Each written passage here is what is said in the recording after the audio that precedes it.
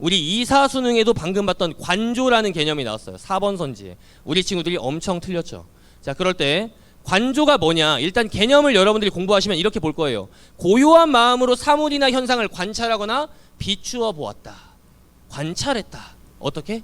고요한 마음으로 본 게 관조래요. 자, 그러면 여러분들 관조 어떻게 판단하실래요? 고요한 거 어떻게 판단할 거야? 고요, 관조, 고요해야 돼. 자, 그럼 볼까요? 자, 이게 평가원에서 관조가 맞다고 인정한 사례거든요. 큰악산 골짜기가 온통 연록색으로 부풀어 올랐을 때, 그러니까 실록이 우거졌을 때 그곳을 지나면서 나는 미처 몰랐었다. 자, 이 몰랐었다 이후로 새롭게 알게 된 내용이 나와요. 그러니까 새롭게 발견한다는 맞아요. 그럼 여기 부분이 지금 관조가 맞냐? 이걸 판단하는 건데 이게 맞대요. 왜요? 큰악산 골짜기를 지금 바라보고 있거든요.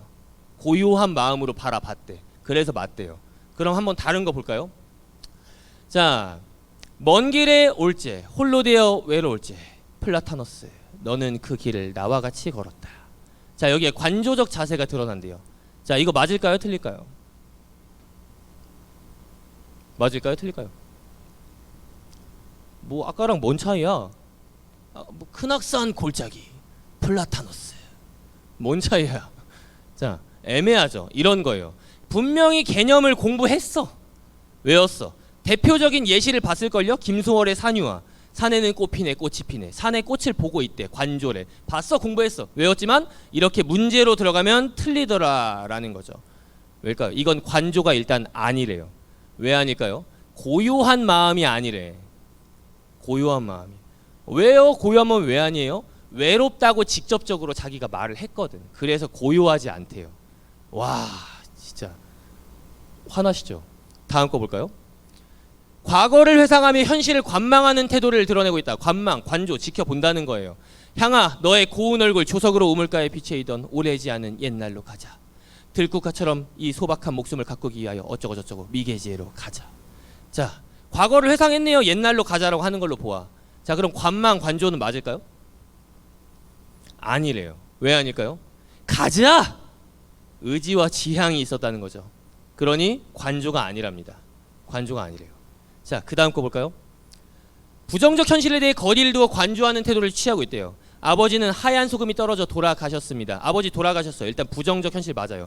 남북통일이 되면 이라고 하는 걸로 보아 남북통일 안 됐어. 남북통일 바라는 것 같은데 안 됐으니까 부정적 현실로 인식하는 거 맞아요. 그럼 이제 관조가 맞냐가 문제야. 관조 맞을까요? 관조 아니래요. 왜 아닐까요? 아버지 남북으로 떠도는 청청한 소금 장수가 되십시오. 아버지한테 뭐 했어요? 명령했어요. 지향이 드러난다는 거죠. 그래서 관조가 아니래요. 자, 그러니까 무슨 소리예요? 여기서 지금 평가원이 인식하는 관조는 언제나 우리에게 이상한 걸 요구하지 않습니다. 지금 여러분들이 기준이 없는 상태에서 이 예시들을 보니까 뭐야 이상해 이렇게 생각할 수 있겠지만 굉장히 일관적인 기준으로 그리고 표준 국어 대사전에 근거한 기준으로 우리에게 출제를 해줘요. 굉장히 객관적이에요. 고요한 마음이라는 건 뭐야? 말 그대로 감정이 없는 상태예요. 그러니까 외롭다는 말이 나오면 돼, 안 돼? 안 된다는 거죠. 감정을 직접적으로 노출했어. 그럼 고요한 마음이 아니에요. 아무것도 없는 마음이 아니라는 거예요. 그리고 관찰한다는 건 뭐예요? 관찰한다는 건 그냥 지켜만 보는 거거든요. 그럼 멀리서 일단 지켜봐야 돼. 그럴 때 여러분들에게 이런 예시가 있다고 해보죠. 지금 제가 가져오진 않았는데 만약에 어떤 선비가 세상이 너무 싫어가지고 자연에 은거했어요. 근데 자연이 좋은 거야. 그래서 자연에서 아 너무 좋다 앉아 있었는데 이제 새가 날아다니네요. 그래서 새를 딱 관찰해. 아 저기 저 날아다니는 새가 내 친구다 라고 했어요. 자, 이거 관조일까요? 새를 지켜봤자소 라고 하겠지만 관조 아니에요. 왜 그러니까요? 새를 친구로 인식했다는 것 자체가 새를 자연물을 나의 친구로 인식했다? 그럼 완전히 나는 자연에 동화된 거거든요. 그걸 우리는 물아일체라 그래. 자연과 뭐야? 하나가 됐어. 자연물과 하나가 된 거예요. 지켜보려면 멀리 떨어져 있어야 되는데 하나가 됐어. 관조라고 할 수 없는 거죠. 즉 이러한 일관적인 기준으로 출제를 한다는 거예요. 그래서 고요한 마음인데 의지나 지향이 들어가는 표현이 있다. 그러면 안 돼요. 영탄적이고 격정적인 표현이 있다. 안 돼요. 감정을 직접적으로 표현한다. 안 된다는 거죠. 근데 명령과 청유, 너 청소해라. 청소를 긍정적으로 지향하시는 거야. 그러니까 관조가 아닌 거죠. 그래서 요런 겁니다. 역대 94년도부터 지금까지의 평가원의 관조 기출을 전부 다 뒤져봤을 때 평가원은 아주 정확한 일관적 기준으로 관조를 출제하고 있더라. 어떻게 해요? 영탄적이거나 의지적인 어조가 드러나면 안 되고 직설적으로 정서를 표현해서는 안 된다라는 거죠. 그러니까 우리는 개념을 공부할 때 어떻게 공부해야 돼요? 그냥 대표적인 예시 하나 보고 정의를 암기하는 식으로 가는 게 아니라 개념을 봤으면 그게 여태까지 어떻게 기출되었지? 그 기출의 이력들을 뒤져보면서 평가원의 기준을 습득하는 게 그게 개념 공부예요. 판단의 기준을 습득하는 거. 근데 그렇게 하지 않았기 때문에 시간은 시간대로 썼지만 나중에 틀리는 문제가 발생하는 겁니다. 발생하는 거. 이런 게 바로 개념 학습의 방법이라는 거고요. 그 다음에 우리 문학에서의 또 개념이라고 한다면 우린 문학 개념어뿐만 아니라 이것도 껴줍니다. 바로 고전시가예요. 자, 우리 친구들이 지금 몇 학년인지 모르겠으나 만약에 고등학교 1, 2학년이다. 그럼 고전시가 지금 떼셔야 돼. 왜? 3학년 올라갈 때 겨울방학에 할 게 너무 많아요. 너무 많아요. 그래서 고전시가는 그 이전에 털어주는 게 일단 국룰이다. 그리고 고전시가 이제 3학년 때부터 이제 흔들리기 시작하면 그건 안 됩니다. 3학년 때 고전시간은 좀 쉬운 영역이어야 돼요. 물론 지금 난 3학년인데 어려운데 어떡하지? 지금부터라도 하면 돼요. 언제든지. 긍정적인 마인드로. 하지만 제일 베스트는 고1, 2 때 털어주는 것이다. 라는 거죠. 다행히 우리 고전시간은 작품을 쓴 사람들이 굉장히 한정적이에요. 한정적이에요. 우리 지금처럼 굉장히 다양한 인간군상들이 쓰지 않습니다. 한정적인 영역의 사람들이 쓰다 보니까 그들의 사고방식이 동일해요. 그래서 주제가 정해져 있어요. 주제 유형이. 그래서 파악하기가 굉장히 쉽다는 거예요. 또한 처음엔 어려워 보이지만 저 고어, 표현 이런 것들, 어휘들 이런 것들이 역시나 굉장히 반복됩니다. 당시에는 표절이라는 개념이 없어서 그래요. 표절이 있었으면 똑같이 쓰면 커리어 박살인데 그렇게 되지 않거든요. 똑같은 어떤 작품, 유명한 작품을 비슷하게 썼어. 그러면 너도 그 작품 공부했구나 라고 하면서 인정해줘요. 그러니까 반복하는 거죠. 그럼 우리는 어떻게 공부하면 되냐? 정말 유명한 고전시가들, 그런 거 우리는 필수 고전시가라고 하는데, 즉 그 당시 사람들도 베껴 쓴 작품들, 그 당시 사람들도 참고했던 전고가 되는 좋은 작품들, 그런 작품들을 공부해 두면 기본적으로 새로운 작품, 못 본 작품이 나와도 이거를 뚫어나가는 데 있어서 가이드라인이 형성된다라는 거예요. 그래서 이 작품들을 공부를 꼭 해주셔야 된다라는 걸 말씀드립니다. 이런 것도 역시 그냥 강의를 통해서 공부하면 돼요. 이것도 역시 개인의 사고가 필요 없는 거예요. 그냥 내용을 습득하면 되는 거니까. 문학 개념과 고전시가.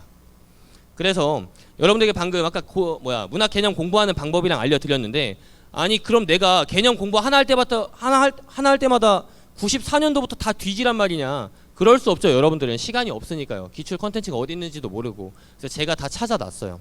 EBS 사이트에 올려놨습니다. 여러분들 이 개념으로 완성하는 시문학이라는 것을 그냥 EBS 사이트 들어가서 검색하시면 이 자료실에 이게 있어요. 아까 나온 것처럼 어떤 개념이 있으면 그것과 관련된 기출들을 쫙 실어놨습니다. 처음 보는 시를 해석하는 방법도 설명해줘요.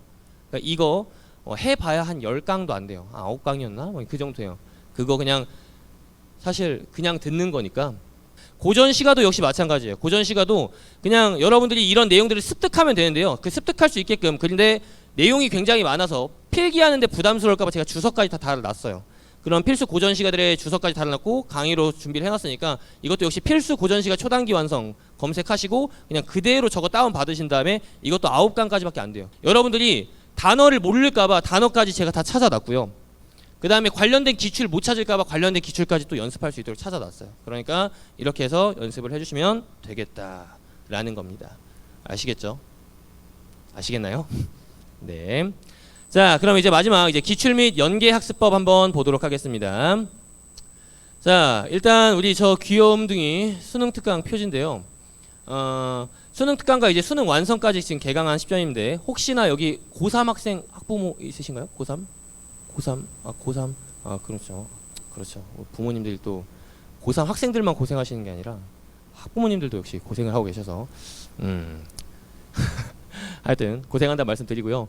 저 수능 특강과 수능 완성을 공부함에 있어서 이 연계 교재 내용이 일단 이렇게 말씀드리고 싶어요. 아까 제가 연계율 막 어마어마하다, 체감 연계 엄청나다라고 말씀드렸는데 이게 기존의 연계가 어떤 식으로 돼 왔다, 어느 정도로 돼 왔다라는 게 그런 설명이 무색할 정도로 진짜 그 체감 연계가 너무나 뛰어나게 되고 있습니다. 그 문학 작품이라면 거의 전 영역을 다 가져와서 연계를 하고 있고요. 그리고 연계 교재에 실려 있는 파트 그대로 가져와서 그냥 출제를 해버렸어요. 이번 25학년도 6월 모의평가 보면. 그리고 독서 지문 역시도 마찬가지입니다. 소재를 알고 있다면 당연히 읽기 쉽게끔 만들어 놓아줬어요. 그래서 이거를 공부를 안 하면 이건 이제는 그냥 선택의 문제가 아니라 손해의 문제가 돼버렸는데요. 무조건 공부를 해주셔야 되는데 이거 하나만 이제 짚고 넘어가도록 할게요. 혹시 우리 자녀나 또는 지금 뭐 본인 학생 본인이 고등학교 3학년이 아닌데 연계 교재를 공부하고 있다. 수능 특강 수능 완성 공부하고 있다. 자, 그렇게 하면은 몰라요. 지금 뭐 우리 회사 차원에서 어떨지 모르겠지만 개인적으로 절대 추천하지 않습니다. 이게 목적 지향적 사고에 위배되는 거예요. 이 공부를 왜 하는 거야? 아까 말했듯이 당해년도 수능에 연계되기 때문에 하는 거거든요. 근데 내 수능은 내후년인데 지금 올해 걸 내가 왜 공부해? 이런 거거든요. 그래서 일단 당해년도가 됐을 때 그 수능 특강과 수능 완성을 무조건 공부를 그때 해주십사라는 것이고, 그럼 어떻게 공부를 할 것이냐? 일단 이걸 볼게요. 자, 여태까지의 기출 연계 영역들을 보는 거거든요. 독서 연계. 작년 수능은 우리가 독서라고 하면 4가지 영역이 있는데요. 독서론, 인문사회, 과학 영역이 있어요. 근데 그 4가지 영역을 다 연계를 시켰어요. 그러니까 이거 완전 시그널이죠. 앞으로도 연계를 이렇게 하겠다라는 것이고요. 문학도 역시 마찬가지예요. 여태까지 7작품 중에 3작품 정도 연계하는 게 보여졌는데 작년 수능에서 6작품 중에 3작품 연계함으로써 완전히 50% 연계율을 맞추면서 체감 연계를 높여줬습니다. 부분도 많이 겹치게 만들어줬어요. 근데 이번에 25학년도 6월 모의평가 연계가 여태까지의 이런 분석이 무의미할 정도로 아주 대놓고 연계를 하더라. 예를 들어서 우리 지금 4가지의 영역 중에, 이게 25학년도 6월 모의평가예요. 4가지 영역 중에 저 첫 번째 독서론 영역은 연계가 안 됐지만 나머지 3가지의 연계 내용이 정말 대놓고 연계됐어요. 거의 알고 들어가면 너무나 이득일 정도로 그 정도이고, 문학도 역시 모든 영역이 연계가 되었고 6작품, 지금 6작품 중에 4작품이 연계됐으니까 모든 작품이 연계가 되었고, 그 다음에 이것도 교재에 있는 부분을 엄청나게 겹치게 만들어 놨다라는 거예요. 즉 평가원에서 이 연계율을 계산하는 공식 자체를 바꿔서 50%의 최종적인 데이터는 나오게 하지만 체감 연계가 훨씬 더 되게끔 만들어 줬단 말이에요. 그럼 이 기회를 절대 놓쳐선 안 되겠다라는 거죠. 근데 문제는 뭐냐면 우리 친구들이 한 가지만 하려고 한다는 거야. 뭘 한 가지만 하려고 하냐면 2가지를 해야 되는데 이 둘 중에, 즉 기출 분석과 연계 규제를 둘 다 봐야 되는데 하나만 하면 안 될까요? 이렇게 이제 울기 시작해요. 기출만 봐도 될까요? 이런 친구들도 있고요. 연계 교재만 봐도 될까요? 이런 친구들도 있어요. 결론적으로 얘기하자면 둘 다 안 돼요. 다 봐야 돼요. 다. 투트랙으로 가져야 된다라는 겁니다. 이거를 제가 정확하게 비유하자면 이런 거거든요. 연계 교재는 무기예요. 무기. 전쟁터에 나가는데 나 혼자 맨손으로 나가. 그럼 엄청 손해죠. 근데 기출 분석은 뭐냐면 피지컬입니다. 무기를 아무리 갈고 닦아도 내가 그 무기를 들 수 있는 피지컬이 안 돼. 그러면 쓸 수가 없는 거예요. 그래서 둘 다 갖춰줘야 된다. 아무리 피지컬을 키워도 맨손으로 나가면 이거 뭐 불리한 걸 어쩔 수 없는 거예요. 그렇기 때문에 유리함을 기르기 위해서는 이 2가지를 둘 다 해줘야 되겠는데, 연계 교재는 어떻게 공부하면 좋냐면요. 일단 이게 우리 고1, 2학생들도 잘 기억해줘요. 마지노선이에요. 수능 특강 마무리를 보통 우리 고3 현역이라고 한다면 고3의 수업 내용들을 거의 대부분 수능 특강으로 진행을 할 거예요. 보통 수능 특강 문학으로 진행하거나 그래요. 그럴 때 거기에서 이제 학교 수업 잘 따라가면서 그거 열심히 공부하시고, 하지만 다른 내신들 챙기면서 하느라고 수능 특강 뭐 독서랄지 다른 과목들 뭐 등등 이런 것들을 챙기는 게 좀 부담스러울 수 있어요. 부담스러울 수 있어. 그런 것까지 인정입니다. 어찌됐건 내신을 챙겨야 되니까. 그러나 이제 기말고사가 끝난 직후부터는 여름방학 이제 시기에서 8월 넘어가는 이 시기 등등까지 해서 8월 중순까지라고 하더라도 수능 특강은 그때는 무조건 끝을 내줘야 된다라는 거예요. 그래서 학기 중에 하고 있는 수능 특강 공부에 있어서 일단 거기서 굉장히 최선을 다해줘야 되고요. 그래야 방학 때 할 일이 줄어드니까 기말고사가 끝나자마자 바로 수능 특강 마무리에 들어가 주셔야 된다. 그래서 마지막 최종적으로 수능 완성을 9월 말까지 끝내는 이 세트, 여기까지가 가졌을 때 아주 이상적인 세팅이 됩니다. 수능 완성해봐야 한 40강 정도 안 되거든요. 그러니까 사실 8, 9월 2달 잡으면 너무 많이 잡은 거예요. 그러니까 충분히 끝낼 수 있어요. 수능 특강부터 수능 완성까지. 그럼 제가 왜 수능은 11월인데 왜 이때까지 끝내라고 하냐면 이걸 한 번 봤다고 되는 게 아니라 이걸 다시 복습해야 되거든요. 그럼 복습할 때 이제 10월 달에 복습을 하는 거예요. 복습은 이제 수능 특강과 수능 완성을 찍으시는 강사님들이 다 자료나 이런 것들도 만들어 주세요. 그런 자료들 바탕으로 해가지고 내가 부족했던 것들 내가 한 번씩 다시 돌려보면서 그런 것들 공부를 하는 거죠. 지금도 역시 마찬가지로 저도 모든 수능 특강 독서나 이런 거 다 찍어놨는데 자료도 올려놨고 요약 강의도 계속해서 찍어서 올리고 있어요. 그래서 그런 것들 이용해서 복습도 할 수 있게끔 만들어 놓는 컨텐츠는 엄청 많으니까 그걸 이용하려면 일단 9월까지는 끝내줘야 된다. 요렇게 잡아주시고, 그 다음에 기출은 이제 이전부터 당연히 공부를 해 주셔야 돼요. 이전부터 해 주는데 이제 그 이후로 이제 6월부터 이 수능특강 마무리 시즌이랑 같이 봐주면은 평가원 기출 분석은 최대 몇 년까지 한 15개년 정도까지는 봐주는 게 최선이다. 제일 좋다. 제일 좋고 아무리 적어도 5개년 이상은 봐줘야 돼요. 그거 솔직히 적어요. 적은데 최근 5개년을 넘어서 10년 적어 많이 가면 15년까지는 가주면 이거 기출을 전부 다 제대로 본 겁니다. 그러니까 이 계획과 목표에 맞춰서 어떻게 하루에 기출을 얼마 정도 볼 것이냐라는 것을 계획을 세우고 그 목적 지향적으로, 그리고 아까 봤듯이 편하게 공부하려고 하는 거 말고 내 생각을 투여해서 한 문장 한 문장씩 해석하는 역행적인 사고로 그렇게 15개년 기출을 봐주는 그런 계획을 세워주면 되겠다. 근데 우리가 이 연계교재를 공부하는 방법은 간단해요. 이거는 아까 봤듯이 내용이 그대로 수능에 출제되기 때문에 그 내용을 알면 되는 거거든요. 그래서 이렇게 많은 걸 둘 다 해야 되는데 어떻게 효율적으로 할까요? 연계교재 공부는 제가 자신있게 그냥 말씀드리는데 문제 풀자마자 그냥 바로 강의를 들으세요. 그게 제일 정확하고 빠릅니다. 내가 혼자 분석해 보려고 하면 시간 오히려 더 걸려요. 더 걸리고 거기서 기억도 잘 안 남고 그래요. 특히 독서 같은 경우는 여러분들이 혼자 문제 푸는 수준하고 그거를 이용할 수 있게끔 내용을 잘 정리해 주는 거는 진짜 완전히 차이가 있어요. 그래서 강의를 확실하게 이용함으로써 빠르게 끝내는 방법을 추천하고요. 기출은 아까 말했듯이 강의만으로는 안 돼. 내 생각이 들어가야 돼요. 그럼 이건 이제 어떻게 공부할 것이냐 알려드릴게요. 자, 기출 공부하는 건 이겁니다. 무조건 문제는 이거거든요. 다음 글을 읽고 물음에 답하시오. 그럼 이게 우리의 목적이 되는 거예요. 이 목적에 맞게 공부를 해야겠죠? 그럼 이 목적은 뭐냐? 다음 글을 읽을 수 있는가? 즉, 너 독해력 있니? 이걸 물어보는 거예요. 그럼 물음에 답하시오는 뭘까요? 네가 읽은 내용을 바탕으로 해가지고 선지를 좀 구성해봤어. 그 선지 맞는지 틀리는지 논리적으로 판단할 수 있니? 이거예요. 딱 이 두 가지 능력만 묻는 게 수능입니다. 다른 거 묻지 않아요. 딱 두 가지만 물어요. 그래서 일단 읽을 줄 알아야 돼. 읽고 이해할 줄 알아야 돼요. 그러면 그 이해력 훈련은 어떻게 하는 것인가? 자, 그걸 볼게요. 독해력의 훈련 수칙. 자, 첫 번째, 독해력의 역치를 뚫어줘야 됩니다. 제가 서두에서도 잠깐 얘기했지만 기본적으로 독해력이라는 건 이건 일단 근육이에요. 힘이잖아요. 힘, 력, 근육. 우리가 운동해 보신 분은 알겠지만 근육이 커가는 건 어떻게 크죠? 일단 내가 들 수 있는 무게보다 조금 더 들어보면 돼. 역치를 뚫어보면 거기에서 조금 더 힘이 생겨요. 상처가 회복되어 가면서. 독해력도 똑같아요. 내가 이해할 수 없는 문장을 이해하려고 스스로 꽁꽁 싸매보는 거예요. 그런데 딱 그게 어느 순간 뚫렸어. 이해가 안 되는데 어떻게 이해가 되죠? 일단 모르는 단어부터 찾아보고요. 그 다음에 단어를 다 알게 됐다면 앞 뒤의 문장을 계속해서 연결해 가면서 앞에서 이런 문장을 말했으니까 지금 얘는 이런 내용일 거야 라는 것을 계속해서 떠올려 보면서 붙여 있는 거예요. 연계적으로. 그렇게 해서 읽어본다. 그렇게 해서 한 문장을 이해했다. 그러면 역치를 뚫었습니다. 독해력 플러스 1 되는 거예요. 그런 식으로 가주셔야 되겠고, 그 다음 두 번째, 아까 말했듯이 자기 언어화 및 이미지화를 하면서 내가 이해했는지 여부를 점검해 주셔야 된다. 이게 진짜 이해니까요. 그 다음 마지막으로 점검 및 조절. 이것도 굉장히 중요해요. 우리 친구들이 글을 읽었을 때 그게 기억이 안 날까봐 굉장히 두려워하는데요. 자, 기억력이라는 것도 역시 근육이기 때문에 쓰면 쓸수록 발전합니다. 발전해요. 그래서 점검 및 조절하는 건데 이게 뭐냐? 한 문단을 읽었잖아요. 그럼 그 문단에서 뭘 말했지?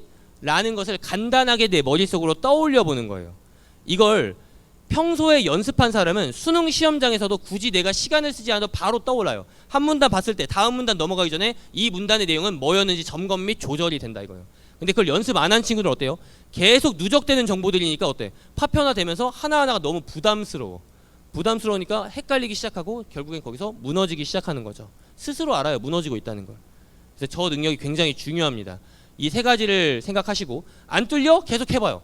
뭘 해봐? 자기 언어화 및 이미지화를. 한 다음에 어떻게 해요? 내가 잘했는지 강사의 말과 한번 비교해봐요. 그러면 돼요. 그 다음에 한 문단을 다 읽었을 때 그 문단의 내용을 다시 한번 생각해 본다. 이게 독해력의 훈련 유일한 방법입니다. 이거 잘 기억해 주세요. 그 다음에 그럼 논리적 판단력은 어떻게 훈련하냐? 이런 거예요. 즉 이 글을 읽은 글을 바탕으로 해가지고 문제를 풀어내는 건 또 다른 문제거든요. 또 다른 능력, 즉 논리적 판단 능력이 들어가야 돼요. 훈련을 하려면 이렇게 해야 됩니다. 자, 하나의 문제에 5개의 선지가 있을 거예요. 그 5개의 선지는 한 문항에 그냥 묶여 있는 게 아니라 5개의 독립 문항으로 보셔야 돼요. 그런 다음에 이 문항들을 전부 다 내가 스스로 뚫어보는 거죠. 어떻게 해요? 지문에 근거해서 각각의 독립 문항들, 독립된 선지들을 정오답의 논리를 스스로 만들어 보는 거예요. 근데 우리 이거 안 합니다. 우리 자녀들 어떻게 공부할까요? 문제 풀고 채점하고 틀렸으면 바로 해설 봐요. 강의 듣거나요. 조금 생각해보다 안 돼요? 해설 봐요. 그렇게 가요. 그렇게 되면 저걸 안 한 거예요. 2번을 하는 게 논리적 판단력을 훈련하는 가장 핵심적인 방법인데 2번을 건너뛴다는 거죠. 건너죠. 남한테 맡기는 거예요. 그러니까 훈련이 안 될 수밖에 없는 겁니다. 이게. 이런 걸 하려면 또 역시 어떻게 해야 돼? 편해지려는 것에서 벗어나야 돼요. 역행적 사고를 가져야 된다 라는 것이고, 자, 그 다음에 이렇게 해서 내가 정오답의 논리를 정확하게 만들었다. 역시 그럼 그거에 대한 기준이 있어야 될 거 아니에요? 기준.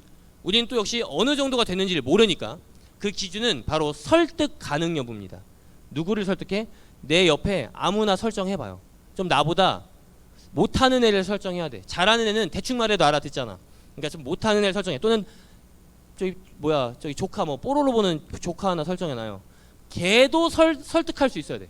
즉 이 지문에 근거해서 이기 선지가 정답이고 오답인 이유를 야 이건 이래서 이래 라고 말을 할 줄 알잖아요. 그러면 정확하게 논리적 판단을 한 거예요. 근데 우리 친구들 대부분 어떻게 하냐면 역시 지문 여기 정도에 있는 것 같아. 야 우리 느낌 알잖아. 느낌 이건 아닌 것 같다 라고 하는 수준으로 그냥 넘어간단 말이죠. 본인이 문제를 맞췄으니까, 맞았다고 생각했으니까, 난 됐다고 생각한 거지. 그게 아까운 거예요. 평가원 문제는 이런 식으로 써먹어야 돼요. 평가원 문제는 문제를 풀려고 있는 게 아니라 이런 식으로 분석하려고 있는 거예요. 그게 존재의 의의예요. 이 기출, 수많은 기출들 이런 식으로 가주셔야 된다. 그 다음에 해설지는 거들 뿐, 해설 강의도 거들 뿐이에요. 어떻게? 설득 가능 여부로 논리를 만들어냈다면 나중에 이제 해설지나 강사의 해설과 비교해 보는 거죠. 아, 강사는 저렇게 해설하네? 해설지는 저렇게 써있네? 내가 만든 해설이 더 괜찮은 것 같아. 아니면 강사 저기까지 해설할 수 있구나. 아 그럼 저런 해설도 참고해야지. 이런 식으로요. 근데 우리는 저 2, 3번을 건너뛰고 4번부터 보니까 문제가 생기는 거다 라는 걸 다시 한번 말씀드립니다. 그럼 지금 제가 말씀드린 거를 이제 매뉴얼화 해볼게요. 매뉴얼. 기출 공부는 이렇게 하는 거예요. 자, 딱 이 6단계를 지켜가면서 기출 공부를 하면 방향성을 제대로 맞춰서 제대로 공부한 겁니다. 자, 제대로. 첫 번째, 문제를 일단 풀어야겠죠. 문제도 안 풀고는 할 수 없으니까. 근데 문제 풀고 채점하고 바로 해설 보지 않는다. 어떻게 한다? 두 번째, 문제를 푸셨다면 채점하지 말고요. 바로 다시 읽어보세요. 무슨 소리야? 왜 다시 읽어봐? 첫 번째 문제 풀기와 두 번째 다시 읽는 거는 이건 차이가 있어요. 뭐냐? 첫 번째 1번에서의 문제 풀기는 이렇게 풀어야 돼요. 잘 들어요?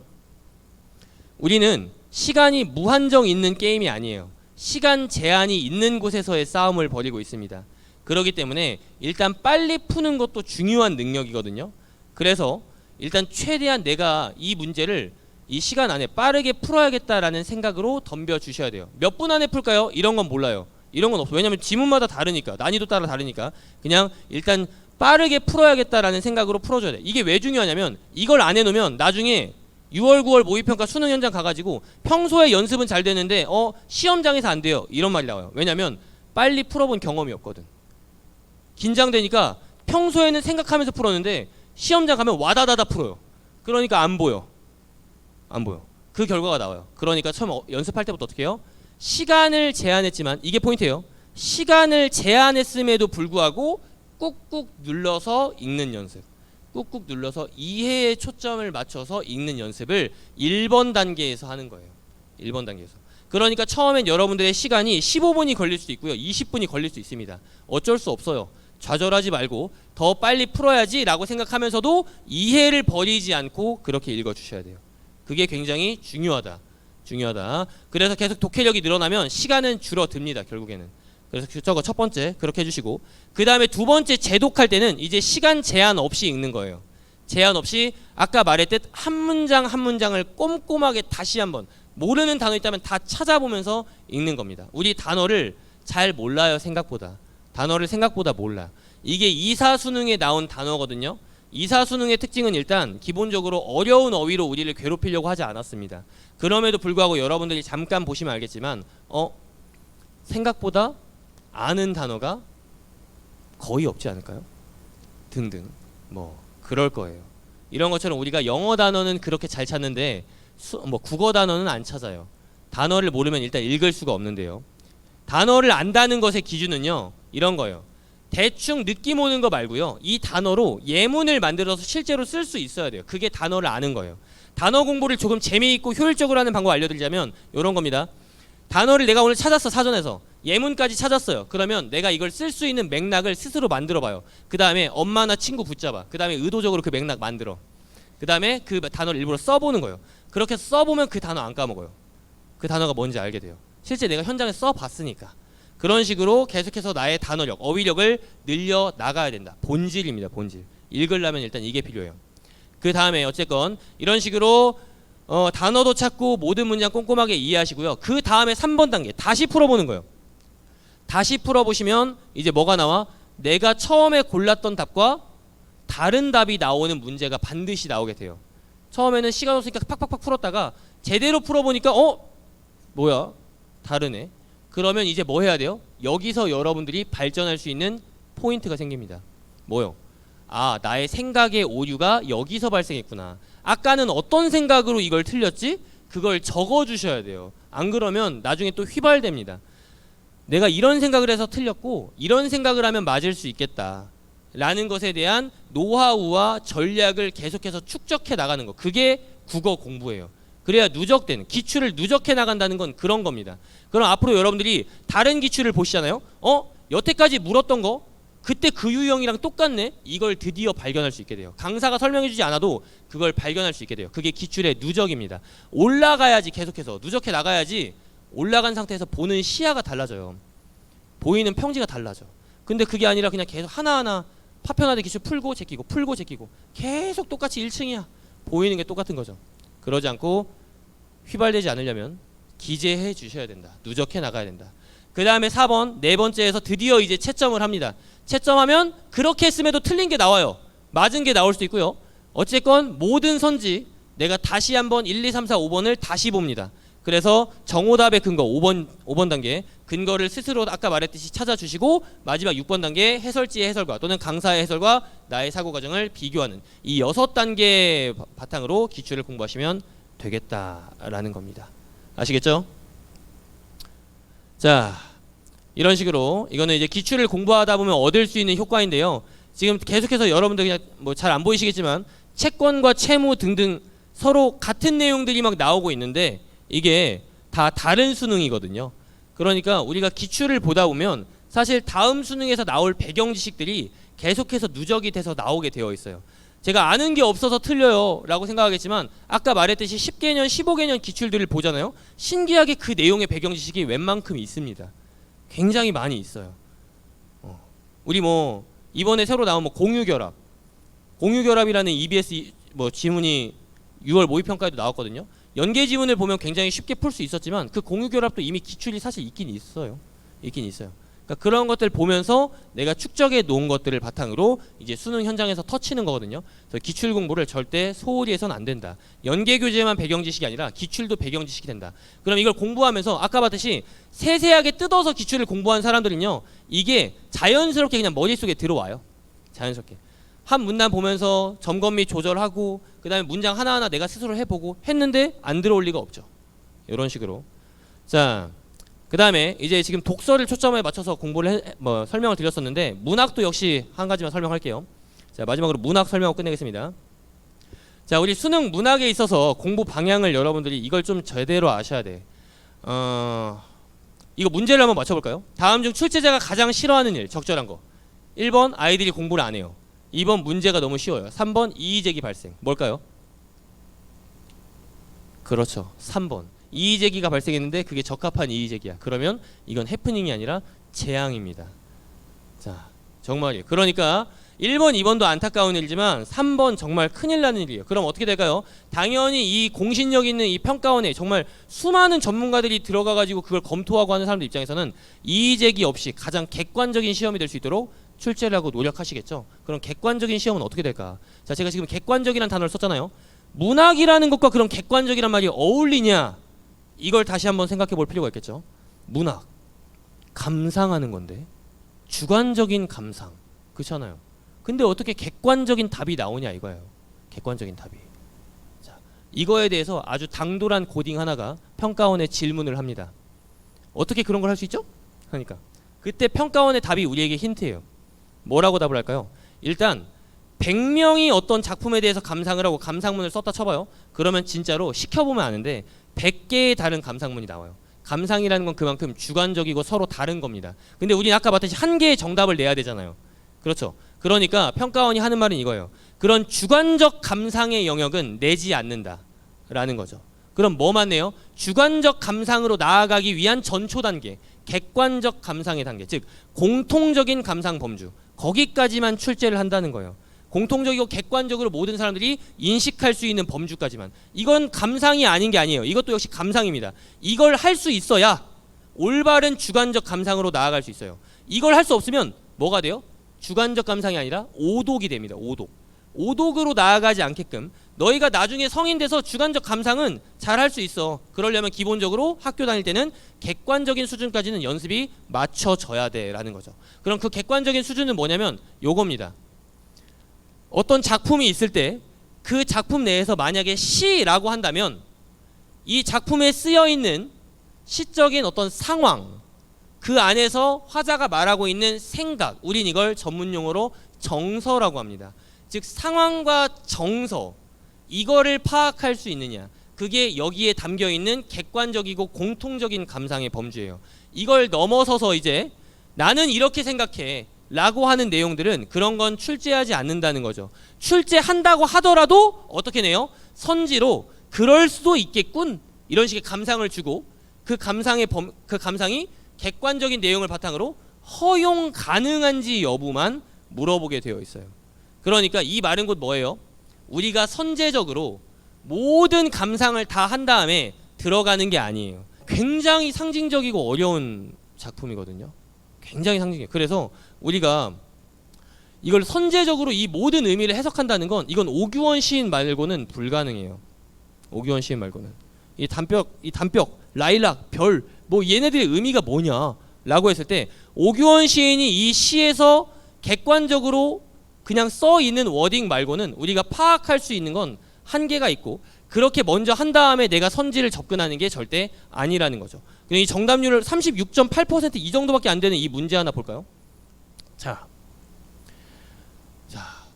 나의 화자는 단벽 안에서 봄과 같은 세계를 대상들과 공유하려 하고 있어. 자, 이 선지를 봤을 때 수많은 친구들이 틀렸어요.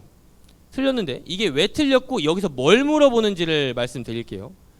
저기 저 단벽, 저기 저 라일락, 저기 저 별, 그리고 저기 저 우리 집 개똥 하나. 그래 모두 이리 와 내 언어 속에 서라. 단벽은 내 언어의 단벽이 되고 라일락은 내 언어의 꽃이 되고 별은 반짝이고 개똥은 내 언어의 뜰에서 굴러라. 자, 여기까지만 읽어도 지금 뭔 소리야 이렇게 들죠, 그렇죠? 뭔 소리 하는 거야? 여기서 어떻게 내가 주관적으로 선제적으로 엄청 치심도 있는 감상을 해요? 그 다음에 내가 내 언어에게 자유를 주었으니 너희들도 자유롭게 서고 앉고 반짝이고 굴러라. 그래 봄이다. 자, 이 단벽으로 봄이라고 했어. 얘네들이 다 봄이래요. 얘네가 다 봄이라고 지금 이 오규원 씨는 일단 말했습니다. 그 봄의 의미가 도대체 뭔지는 우리가 정확하게 주관적 감상으로 할 수가 없어요. 모두가 다 다르게 해석할 거예요. 하지만 객관적으로 뭐는 알 수 있어요? 아, 오규원 시인은 저기 나오는 단벽 등등 얘네들을 뭐라고 했다? 얘네들이 봄이라고 했다. 그리고 봄이라고 한 거는 뭐다? 자유를 주는 것이다. 아, 자유와 봄이 연결되고 그리고 쟤네들이 다 지금 자유를 얻은 봄이라는 것이구나 라는 게 지금 여기 객관적으로 나온 전부거든요. 그걸 바탕으로 선지를 판단을 해볼까요? 나의 화자는 단벽 안에서 봄과 같은 세계를 대상들과 공유하려 하고 있어 라고 나왔어요. 자, 이 선지를 수능식으로 해석하자면 뭐냐면요, 단벽이라는 것은 그냥 상황이고요, 환경이고 그 안에 어떤 대상들이 있는 거야. 그리고 그 대상들이 뭐라는 거예요? 봄이라는 거예요. 봄과 같다는 거죠. 그럼 지금 뭐는 제외한 거죠? 봄에서? 저 담벽은 제외한 거죠. 담벽이라는 그냥 환경이 있고 그 안에 봄이라는 여러 대상들이 그냥 있는 거니까요. 근데 지문은 뭐라고 나왔죠? 담벽이든 라일락이든 모든 대상들이 다 뭐다? 봄이다. 그러니까 담벽도 포함됐어요, 안 됐어요? 포함됐죠. 그냥 이거예요. 시적 대상들을 담벽도 포함해서 설명했는데 제외한 선지를 찾을 수 있느냐라는 거예요. 그냥 이런 거. 이런 건 객관적으로 확인이 가능하다는 거죠. 여기도 마찬가지예요. 향아 너의 고운 얼굴 조석으로 우물가에 비치이던 오래지 않은 옛날로 가자라고 했어요. 어디로 가자? 미게지에로 가자라고 하고 있습니다. 자, 그럴 때 차라리 미게지에로 가자라는 화자의 권유는 공동체의 터전을 확장하여 순수성을 지켜나가려는 의식을 보여주는군. 이렇게 선지가 나왔어요. 자, 그럼 이게 맞을까요, 틀릴까요? 여러분들이 한번 판단해 보실래요? 미게지에로 가자. 확장이다. 자, 객관적인 기준으로 평가를 한다고 했죠, 그렇죠? 확장이라는 것의 가장 객관적인 건 뭘까요? 표준 국어 대사전의 정의죠. 확장은 넓혀 나가는 거잖아요. 그렇죠? 기존의 것을 가지고 새로운 것을 넓혀 나가는 거예요. 근데 지금 이거는 어떻죠? 기존의 것에서 떠나서 미개지혜로 가자는 거죠. 그렇죠? 상황이.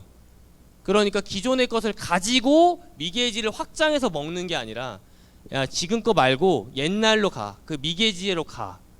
라고 하는 거죠. 그렇죠? 그러니까 확장이 아니라 그냥 이전이에요. 이전. 그래서 틀린 거거든요. 이런 훈련이에요. 즉 어떤 상황을 객관적으로 판단하고 그 상황과 선지의 내용을 비교할 수 있느냐라는 겁니다.